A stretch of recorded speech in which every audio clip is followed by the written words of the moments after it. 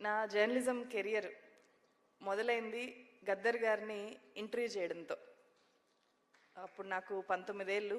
ఆదిలాబాద్ జిల్లాలో ఆయన ఒక సాంస్కృతిక కార్యక్రమానికి వచ్చారు. ఆయన గజ్జెగట్టి పాడుతుంటే నా కళ్ళల్లో ఫస్ట్ టైం చూశాను. మాది రాయలసీమ.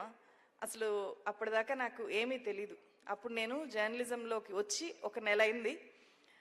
ఒక ట్రైనీ జర్నలిస్ట్గా ఆదిలాబాద్లో ఉండే ఒక జర్నలిస్ట్ దగ్గర నేర్చుకోవడానికి పంపించారు.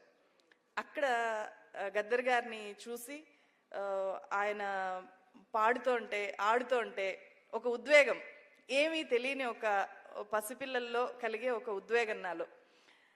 ఆ తర్వాత అలాంటి ఒక చిన్న జర్నలిస్టు ఎవరినైనా ఇంటర్వ్యూ అడిగితే బహుశా ఆ స్థాయిలో ఉండేవాళ్ళు ఇవ్వకపోవచ్చేమో, కానీ నన్ను చాలా ఆత్మీయంగా పిలిచారు, మాట్లాడారు.